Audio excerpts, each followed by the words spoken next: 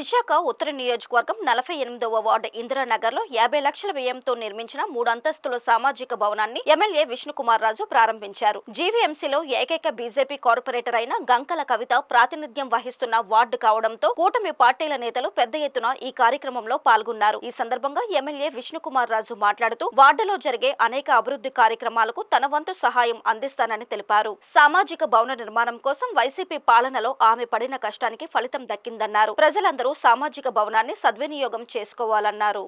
ఇందిరానగర్ 4లో 48వ వార్డులో చాలా శుభదినంగా మేము పరిగణించవలసిన అవసరం ఉంది. ఎందుకంటే మాకు భారతీయ జనతా పార్టీకి 98 వార్డుల్లో గంకల కవిత గారు, గంకల అప్పారావు గారు కేవలం ఒకే ఒక్క మాకు కార్పొరేటర్.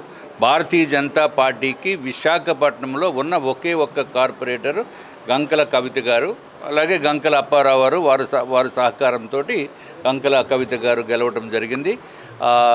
ఆవిడ ఎంతో కష్టపడి కౌన్సిల్లో పోరాడి ఈ 50 లక్షల రూపాయల విలువ కలిగిన ఈ సామాజిక భవనము 3 అంతస్తుల బిల్డింగ్ తోటి సుమారు 2800 స్క్వేర్ ఫీటు ఒక సామాజిక భవనం అంటే విశాఖపట్నంలోనే అత్యంత అరుదుగా ఉండే విషయం. ఇది చాలా విశాలంగా ఉంది. ఇది ground floor, first floor, second ఫ్లోర్లో కూడా ఈ 3 అంతస్తుల భవనాన్ని కూడా ప్రజల గురించి ఇక్కడ ఇందిరానగర్ 4లో కానీ లేకపోతే పక్కన ఉన్న ఏదైనా ఏరియాస్లో వాళ్ళు ఏదైనా ఫంక్షన్స్ చేసుకునే దానికి కానీ అన్ని విధాలుగా బాగుంటుందనే ఉద్దేశంతో ఎంతో కష్టపడి పోరాడి, ఆవిడ చెప్పిన మాటలు మీరు విన్నారు, ఎంతో పోరాడి దీనికి శాంక్షన్ చేయించుకుని ఇవాళ శంకుస్థాపన కాకుండా ఇనాగరేషన్ కూడా చేయటం అనేది మాకు చాలా చాలా సంతోషకరమైన విషయము. ఇది నాకు కార్పొరేటర్ గంకల కవిత మాట్లాడుతూ బీజేపీ తరపున ఏకైక కార్పొరేటర్గా తాను పడిన శ్రమకు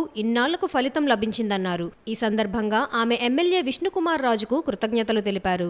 అదేవిధంగా ఈరోజు చాలా చాలా చాలా సంతోషకరమైన విషయం ఏంటంటే మాకు మొదటి 48వ వార్డు మొదటి శంకుస్థాపన అనేది ఇందిరానగర్ 4లోనే జరిగింది.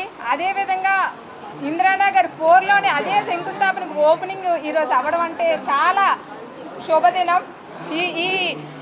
ఈ బిల్డింగ్ తయారవడానికి, ఈ శంకుస్థాపన జరగడానికి ఎన్నో కష్టాలు పడ్డాం.